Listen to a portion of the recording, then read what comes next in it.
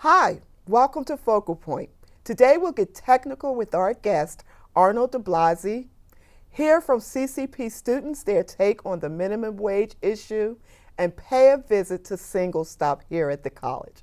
Stay with us.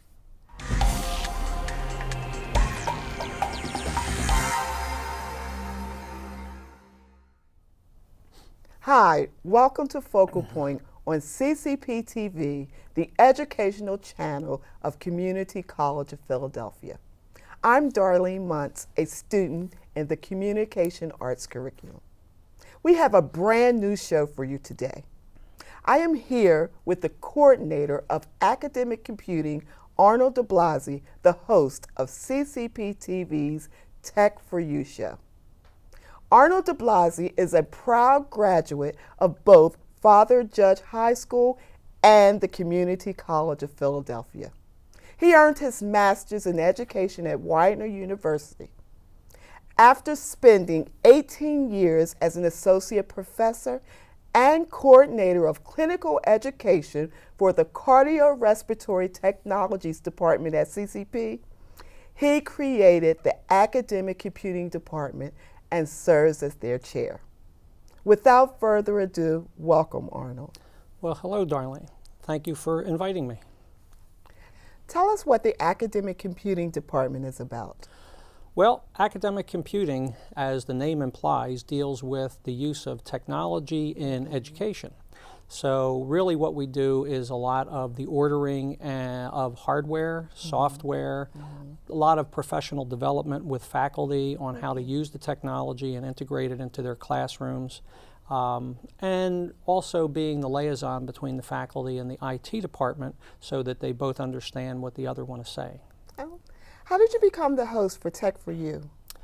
Well, the CCP channel was looking for a bunch of new shows, and we were talking about technology, and a bunch of us got together and brainstormed and decided that technology is changing all the time. So it would be appropriate to come up with short shows that might be able to highlight different phases of technology, whether it be hardware like some of the phones and the tablets and things that you can do with those pieces of technology, or even just using regular software that a lot of us know all the time, such as the internet, how to search the internet, Microsoft Office products, photography. So it's so far-reaching that we decided that it might be fun to do a show where we can bring some technology to the audience. Okay, great. What's it like? The show itself can be fascinating at times because technology, as we said, is always changing. So you spend some time trying to get ready for the show, and then something new may break, and we have to go back and change what it is we're going to talk about. Tell us about the time and effort you put into the program. It actually is a lot of time when we're ready to do a show, but it's a lot of fun because you wind up talking to other people when you're trying to find someone to be on the show. About 50% of the shows so far, I have been the sole person on the show, either demonstrating a particular piece of software or explaining how to apply the technology. But the other times we've had a lot of fascinating guests from our current CIO. We've also had a psychology professor, David Berg, who uses technology in all of his classrooms. We've had the director of the distance education department, Peter Margolis, and we were talking about taking classes online. How do you find the talent for your show? I know you said something, but how do you find the talent for your show? I come in contact with so many different people, and as we just have hallway conversations or committee meeting talks, you understand that this person may have a particular expertise that we would try to interview while we're on the show. So it's really as we walk around the college and we meet different people, and they've seen the show, and then we'll talk about various topics. And then we decide that it would be great if they could come on the show and we could interview them a little bit more in depth. Tell us, what can we expect this season? We're hoping to get David Berg back again because he's a fascinating person. And we're going to be talking about the synchronization across devices because it's very difficult now as we have a local computer, but we want to have a mobile device, either your phone or your tablet or an MP3 player. How do I get the same files on all of those different devices and have them all stay up to date? So that's one thing. Another thing, I'm working with the Director of Professional Development, Jocelyn Serkis, and she will be a guest on an upcoming show so that we can talk about the MOOC and the Khan Academy and the whole range of free resources that people can find on the internet. Thank you for sharing your time with us. We look forward to seeing the new season of Tech for You. Thank you so much. It has been a pleasure. Thank you. Okay, let's take to the streets to see how CCP students feel about minimum wage. The minimum wage in the United States is $7.25.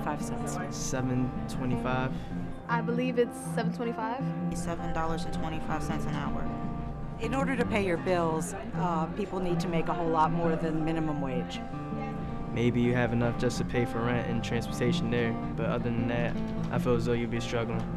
For people who's working minimum wage and like have a bunch of bills and car notes and like have to buy food and everything, it's going to be pretty hard. Right now, it's barely enough because I get paid $9 an hour and I can barely afford anything. So. I think it's possible to pay, but like it will be no money left over. If the minimum wage was raised, I don't think it would go up that high, but it would be more beneficial. I feel as though it would be more people taking minimum wage jobs. If people are able to make a living wage, they would be far more interested in taking those kinds of jobs than they are now because the pay is way too low. There will be less people on unemployment, there will be less people on welfare. If they raise minimum wage, then I mean, people will be more willing to work. People deserve more money, and if you work hard for your money, you should get what you deserve. If people have families, which is a delightful right we have in this country and a human right, it's almost impossible to raise children on that kind of money. They say there's so many jobs out here, and then when you actually go and look, it's only minimum wage that's available. They say that people would lose jobs. I don't believe that. Minimum wage should be at least $10 to $12. I believe it should be what I get paid now, $9 at least. Like students like myself, who's going into work and like they're only getting paid minimum wage, like it's gonna be a little harder for them to pay for college. If the cost of living is going up, then people should have more money to try to take care of themselves and pay for the things they need. Wasn't that interesting? I think it's safe to say that the students have spoken. Have you heard about CCP Single Stop? If not, pay close attention to this.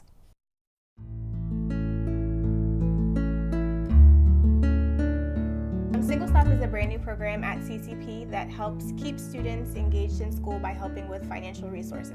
The purpose of Single Stop is to help students identify financial resources that can help them in their everyday lives. So we screen students for benefits to see if they're eligible for benefits such as SNAP, WIC, TANF, FlyHeap, any of the government or state issued benefits. We also help students with tax preparation as well as healthcare enrollment. We will be introducing financial counseling, so to help students with debt management and budgeting and pulling credit scores and looking at credit reports. We're also going to be introducing legal counseling really soon, so we help them identify benefits and resources that they can use to improve their lives. If students are in a bind and they find themselves needing for example, food stamps, we help them look into the application. We pre-screen them just to give them an idea of what is the amount that they could qualify for. And then we have a partnership with Compass. We help them apply, help them submit the application, help them scan the paperwork. So we kind of cut the steps between their intention to get those benefits. But we are not about just one service. We are about multiple service access and opportunities. If we can get them in for one benefit, we kind of see if they're eligible for anything else, and that makes it a holistic process for each student. So when a student comes to Single Stop, they not only take advantage of our services, But we also connect them with different organizations and centers like the Center for Male Engagement or the Women's Outreach and Advocacy Center. Whatever the students' needs are, we try to identify a resource that will be helpful for them and connect them with that resource, as well as follow through with the process to make sure that they can get what they need. We can track the status of the application, and sometimes we also, when it's needed, we advocate so they get those benefits. Okay, so Jesse, my name is Chantal. Good to meet you. You're doing taxes today, right? So if you come here to file your taxes, I'll make sure that you know about things that will be available to you in the future and that you can think about and come back and we can look into it. So we advocate students to come so that they can get the information they need, but to also make sure they're signing up for a plan that works best for them. If students have difficulty signing up for a plan, then they should come to Single Stop. If students don't know how to do it, they should come to Single Stop. If students feel that they have questions about how to do it, they should come to Single Stop to address those questions, because again, we connect them with the person that has the answers. The fact that Single Stop services are free hopefully encourages students to come to us and to utilize all the services that CCP has to offer. Everything is free. We don't charge for taxes, healthcare, legal, financial, nothing. Everything is for free just because we want to make sure that our students are represented, that our students have all the support they need so they can graduate and move towards economic mobility and have a successful and fruitful life.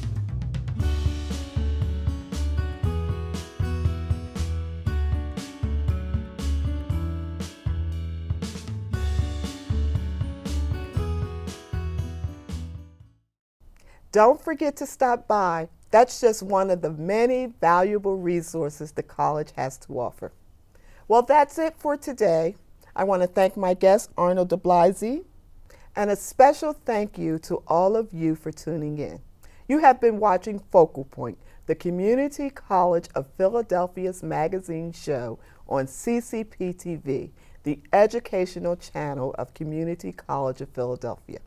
All segments for Focal Point are produced by the students in the digital video production curriculum.